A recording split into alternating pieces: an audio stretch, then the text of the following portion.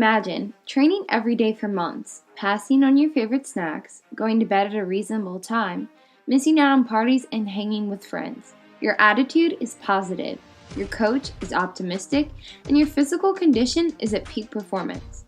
The day of your competition approaches. Before you start, you visualize the plays, going over the sequence of moves to execute. All of a sudden, it is time to go, and you choke. Everything you prepare for is over.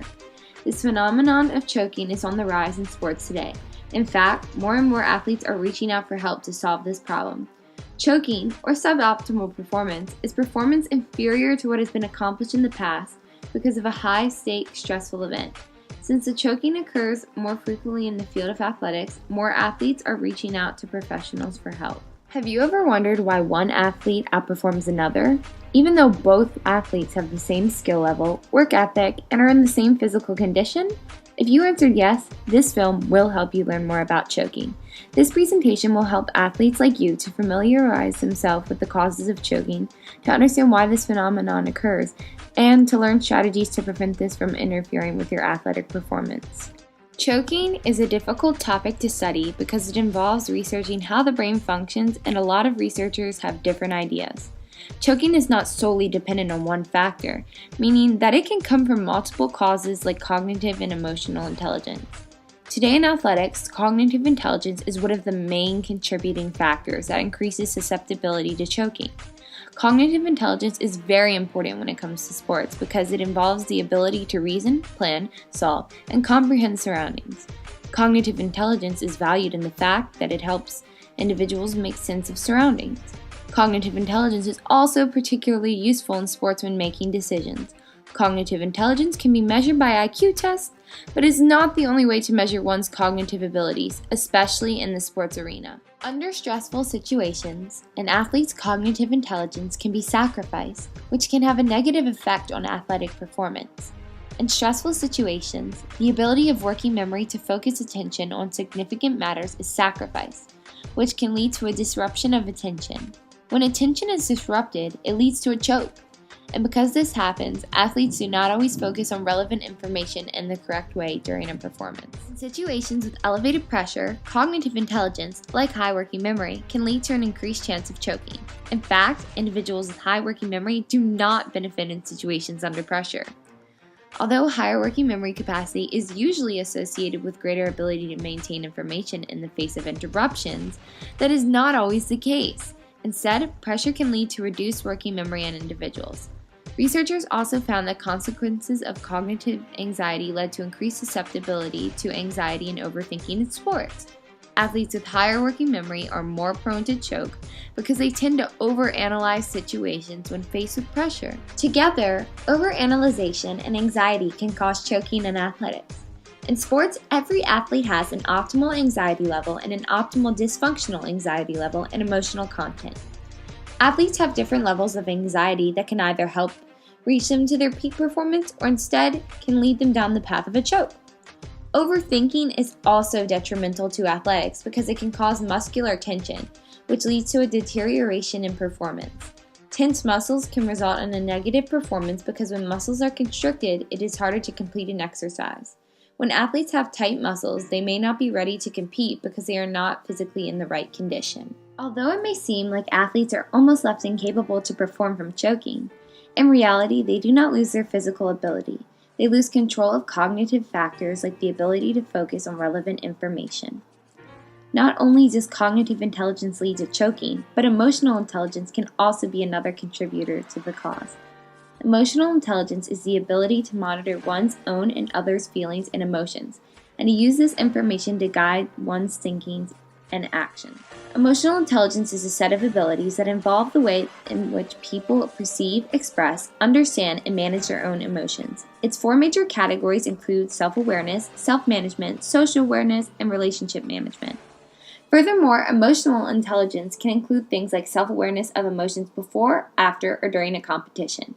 It also can alter one's thinking and is linked to performance. In the same way, the manner in which an individual behaves can be influenced by emotional intelligence.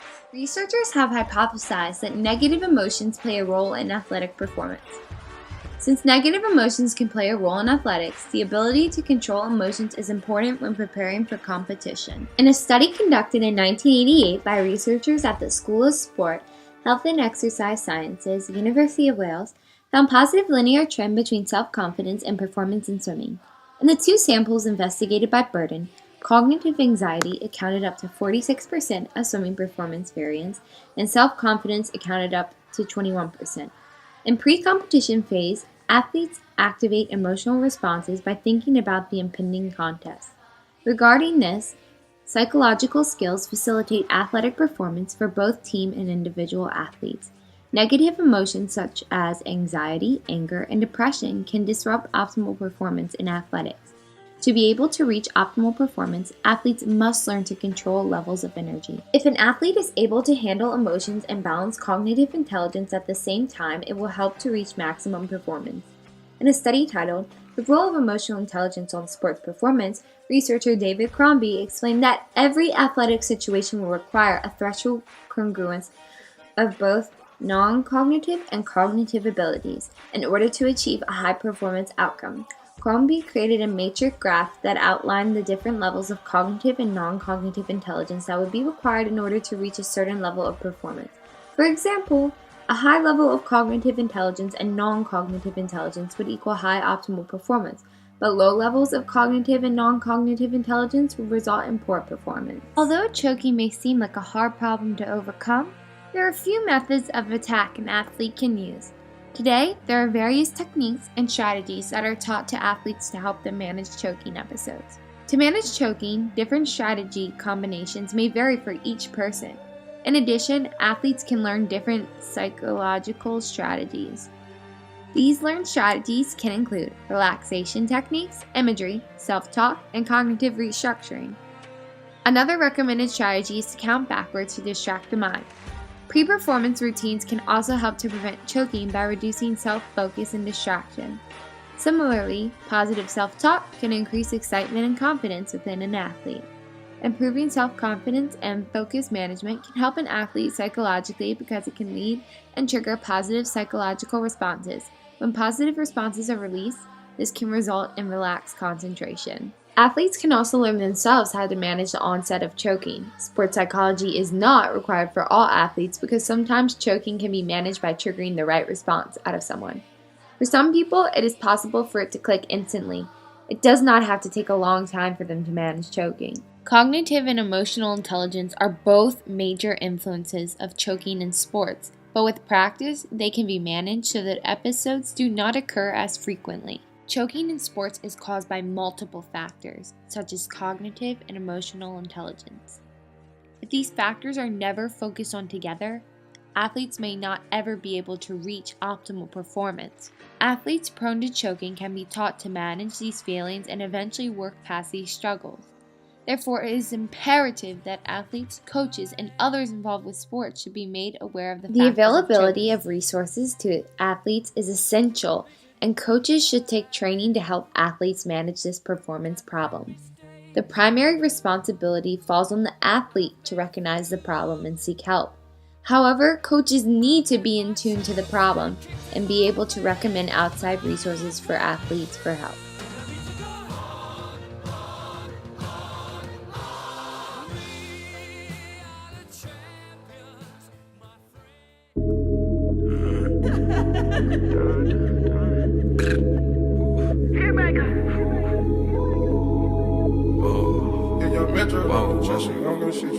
Last night took a L, but tonight I bounce back. Wake up every morning, by the night I count stacks. Keep it on the high note. It's levels to it, you and I know. Tell them be humble. Sit down. Be humble. Sit down. Be humble. Sit down. Be humble. Sit down. Be humble. Sit down. Be humble. Sit down. Be humble. Sit down. Be humble. Sit down.